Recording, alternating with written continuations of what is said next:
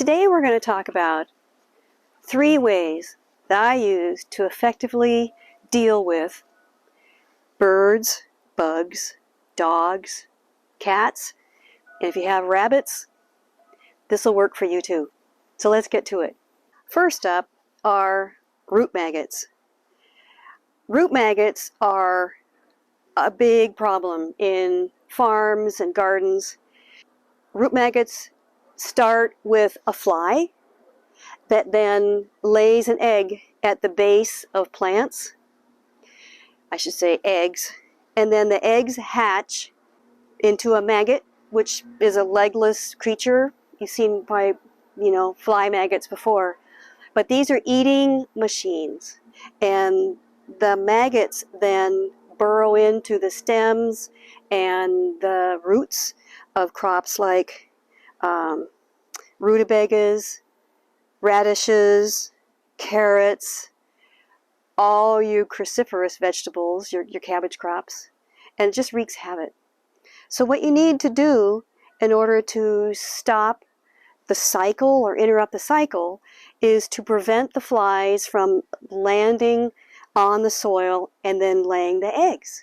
Now, there's a lot of ways to do this. You can put collars around the base of your plants, but I have found in my experience, like 40 years of gardening here in Kodiak, Alaska, that the pupae, which is what happens after the maggots, the next cycle is a pupae that then overwinters in the soil.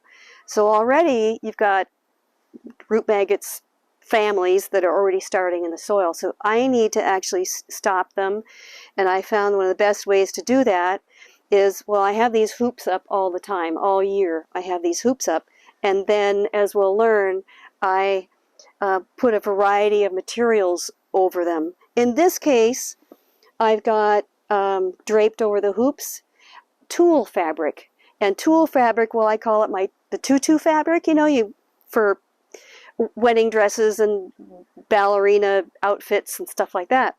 But it's a lot less expensive than the fancy fabrics, the woven fabrics that you can buy. And you want to get it in 108 inches wide. You can get in all kinds of colors, right? Yellow, pink, purple. I just go with the white. The rain can come through it, but the flies cannot. And what you want to do, by the way, these hoops are either PVC hoops like this. And in this case, I think the bed is about 4 feet wide and the hoops are, I think, 8 feet long. All right. And then what I also do is I secure the hoops with these 2-inch binder clips like this. And that keeps them nice and tight. And then what you need to do also is secure very tightly around the base. You want to make sure that your tulle fabric, there are no holes for the flies to get in. So it looks kind of funky, but I've got, wood chunks, and I just tighten down all around the edges. And then when I'm going to water, if I need to water, then I just unclip and then I sprinkle inside. But like I said, the rain will come through. So that's tulle fabric to prevent root maggot flies from laying eggs and then the maggots just chew into your crops. So in here I've got Hockeray turnips, which I love. They're a white turnip that's very sweet. And I have Chinese cabbage, which the slugs are getting to a little bit, and rows of radishes. So those I want to protect.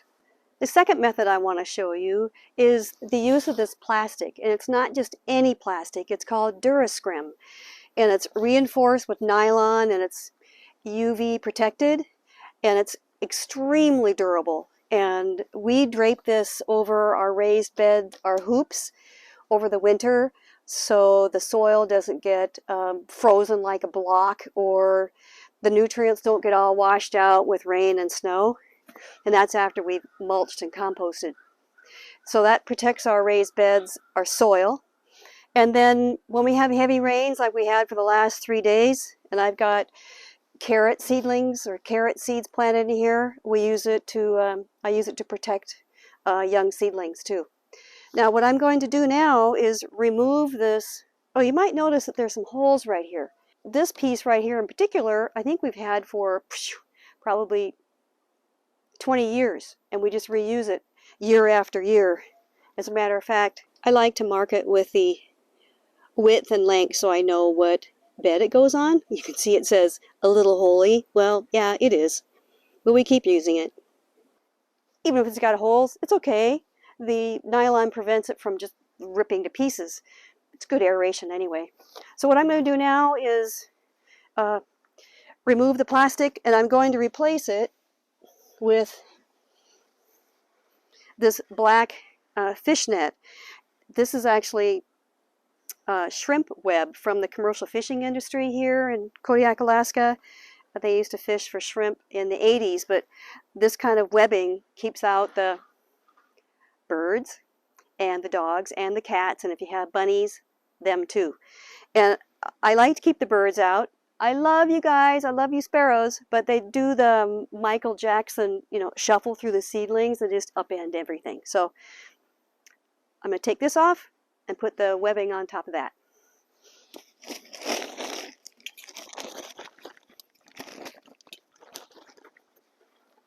I often use rocks to weight down the plastic if there's a lot of wind.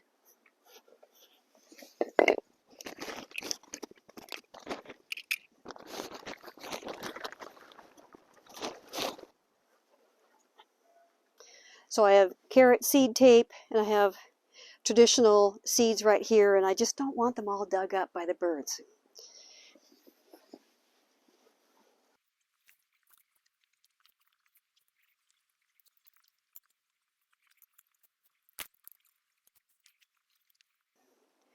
Okay, you get the idea. One last thing I like to do whenever I drape a cover over these hoops is I secure one end, then I come over to the other end, and I just pull it really taut. So it's nice and tight.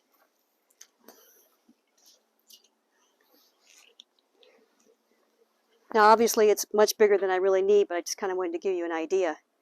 I like this kind of thing a lot better than the bird netting that you can buy, the commercial bird netting. I've put it all over our cherry tree one year, and I was just so sad because I just saw so many songbirds just caught in it and died. So I just keep them out of the raised beds, and everybody's happy. Now, even though I showed you how we took off the plastic and then I replaced it with the fishnet, let's go take a look at the fishnet in action. Hey, hi garlic. How you doing? Oh, here's another method I use actually to protect seedlings from birds doing that Michael Jackson shuffle, is I just reverse or turn upside down these seed trays, these support trays, because in here I have some cress and I have beet seedlings started, and I don't want the birds to upend them. So let's go over here. Now let's take a closer look at this raised bed. It's been covered with this shrimp web for maybe a month, and that's a good thing because when I'm putting the seedlings in, that's when the birdies come out, and they like to dig, God bless them. But the shrimp web protects the seedlings, and I've got broccoli and fava beans and Iceland poppies, volunteers, and collards, Brussels sprouts, lettuce, cress, marigolds. And by the way, one more thing, did you know that cress is now been found to be healthier than kale? That's right. It knocked kale off the pedestal that's been on for years. And so I grow as much cress as possible. And this on the end here, it's called wrinkled, crinkled, crumpled cress. My favorite. By the way, do I keep this on all summer? Yes, if I have feral cats that are roaming around and other birds, or maybe the neighborhood dog. But otherwise, I do take it off. Now, sometimes this webbing is not enough protection for these seedlings, especially if we get a really heavy rain or it blows 50 knots, which it can do here in Kodiak, Alaska, then what I do is I simply pick up this strip of Dura Skrim and I just drape it over the raised bed. And then when the storm passes, then it's fine. Come midsummer, when I no longer need that kind of protection, I just unzip it from this edge of the raised bed and I dry it out and fold it up, and I put tape on the side of it with the width and the length, so I know that it belongs on this bed. So I hope that was helpful. We learned 3 ways to protect your plants from pests like bugs, birds, and dogs, cats, rabbits, using Tulle fabric, Dura Skrim reinforced plastic, and this shrimp web or some kind of webbing. So I'll see you next time in the garden. Keep your eyes on the stars and your hands in the dirt. Have a great day. Cheers.